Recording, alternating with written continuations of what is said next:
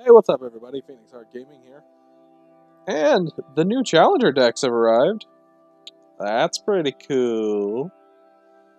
I mean, if you're into that sort of thing. For those of you who don't know, Challenger decks are basically Magic's intro to standard decks, is the best way I could summarize it. They're decks that are based off of what's popular in the meta, or was popular in the meta for a little while. And they basically just sell it as a pre-constructed deck. But not like a top tier deck, but something that at least will get you through a FNM, or maybe even get you into a standard GP or something like that. Or I'm sorry, standard Magic Fest. Well, anyway, there's 4 decks in total: mono white, mono red, green black, and blue red. And the decks are pretty good from what I can tell. They just look like maybe slightly weakened versions of what's popular right now. I'm going to kind of go through and quickly go over the decks. First one you see here on the article from Wizards' actual site is the mono white called United Assault, which is just mono. It's your traditional mono white. It looks like it's just a bunch of tokens with a Johnny's Pride Mate, Leonin Vanguard type deal. So it's basically just a go wide strategy. Runs 4 copies of Healer's Hawk, Johnny's Pride Mate.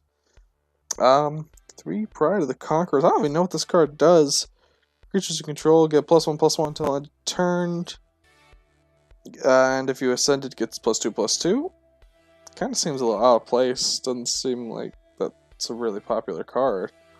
Conclave Tribunal. Definitely should be running 4 copies instead of the 3. And History of Benalia. Ooh, that's a card going for a little bit, actually. They're only running 2 copies and 21 planes. And I really think that History of Benalia, they should be running 4 copies. But, hey, I don't make the product. They even come with sideboards, too. Oh, it comes with an extra Conclave Tribunal. Okay, now I see. Oh, 3 Shield Mirrors. That's pretty cool, actually. Yeah, this deck is pretty good. It looks like it's just a bunch of low-cost bullshit and go wide. Something funny they did with these is they actually wrote in the article, well, when they included these decks, is how to modify them and how to add cards to, make them a little better. Mainly the cards are just like expensive cards. Like here, it says in the white deck you can add Johnny Adversary Tyrants and Venerated Loxodons. Now, the funny thing is, these decks were in an interview by Gavin Verhey. He actually said the decks were finished after Pro Tour Guilds of Ravnica, so they don't include any cards from Ravnica Allegiance currently. Which is a little weird. It means these decks are kind of old. And I think that mainly these decks are kind of used to F up the secondary market, in a way. Kind of stir up the secondary market to get some much needed reprints out there for a little cheaper. Like, a perfect example of this is in the mono red deck. It runs 4 copies of Goblin Chain Whirler, and the decks are only, I believe, they're only like 20, $30.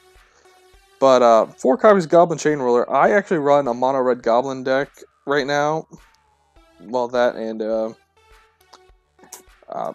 Orzhov mid-range deck, but my mono red Goblin deck has 4 copies of Goblin Chain Whirler. Those aren't too cheap. They're like $5 a pop right now. 1 copy of Banefire, I know that goes for freaking $7 at least, unless they drop the price since I bought it. Wizard's Lightning, I've heard that's a kind of expensive card. Let's see, how many wizards they actually run? Okay, so they only run 2 different types of wizards in here, and yet they're running Wizard's Lightning. I guess they're running 4 copies of each wizard, but it's just a little weird. 2 Experimental Frenzies, I think that's going for a decent amount right now. And Rekindling Phoenix, 1 copy of Rekindling Phoenix. Now that's wow. I know that card's going for a pretty penny right now, and I heard it's considered one of the best Phoenixes. I never have a problem with Rekindling Phoenix. Like, every time someone plays one, I like immediately can get rid of it, because I usually run Exile in my decks, and I don't see why it's so good. I can usually get rid of it pretty easily. It runs 2 lava coils. That's weird. Oh, you know what's missing from this? Okay, it's not on the sideboard either. They're running Diamond Mirror. That's weird. I'm on a red deck. In this deck, they're not running any. What's that card? Not Experimental Frenzy. Risk Factor. Risk Factor. Like, that's weird not to run him on a red. That's really weird. But they are also running 4 copies of Runaway Steamkin. I know that card's going for a little bit right now. This next one's the one that really has people a little confused. I think this was more of a popular standard deck in or deck style back in Ixalan. It does have mainly Ixalan cards in here,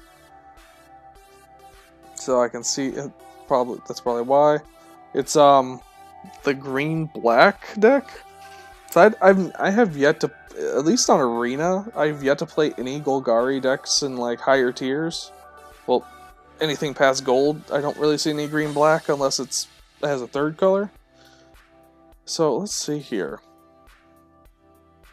It runs a lot of different types of lands. So this is the first one. Oh, runs Overgrown Tomb. 1 copy of Overgrown Tomb. That's kind of ridiculous.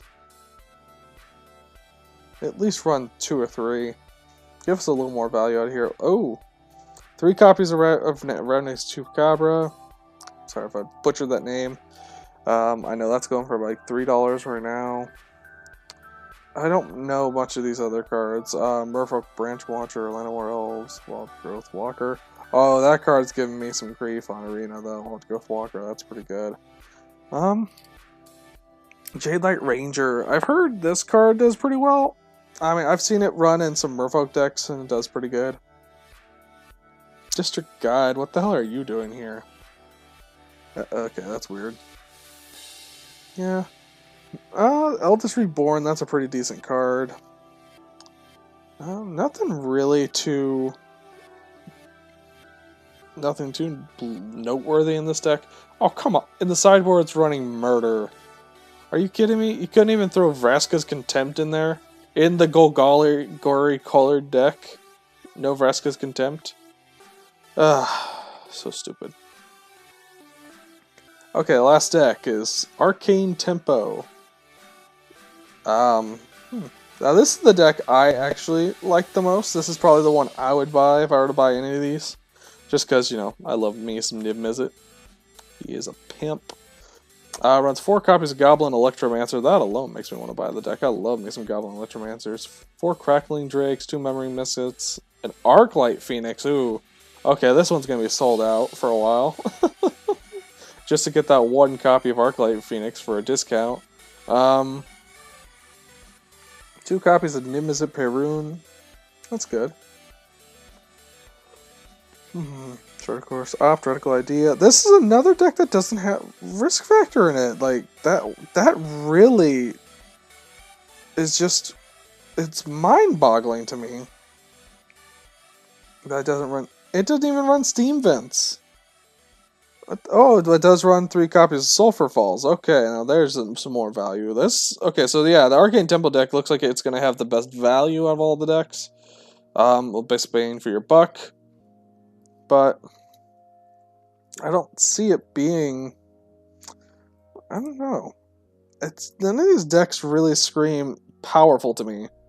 Let's see. Oh, there it is. Enigma Drake. They wanted, it was in the interested in more aggressive strategy. You can consider adding Petromander, Enigma Drake, or Spell Pierce. Okay, so that's something that really ticks me off. They acknowledge these decks are weaker than they can be, and they could have easily added some of these cards, like Spell Pierce and Enigma Drake, for instance. Those were both before fucking Ravnica Legion, so they could have easily added those. I know I've rambled a bit this video. This one wasn't as well prepared. I didn't really know what to talk about with these, but I just wanted to talk about them a little bit. Um, I'm I might pick one of these up, especially the Arcane Tempo one. There's a couple of cards in there I want, or the Mono Red one, because I actually been wanting some more copies of Runaway Steamkin and 4 extra Goblin Chain Rollers. Can't be too bad. And a Rekindling Phoenix. I've always wanted to play with a Rekindling Phoenix. I don't have one IRL. Anyway, what do you guys think? Do you think that these are a good thing for Magic? Do you think that these are just kind of stupid? Or do you think they screw up the secondary market too much because they're trying to sell older cards with high value and just trying to get them out there and just further disrupt the secondary market? Let me know in the comments below. Hit up my Patreon or hit me up on social media. Bye.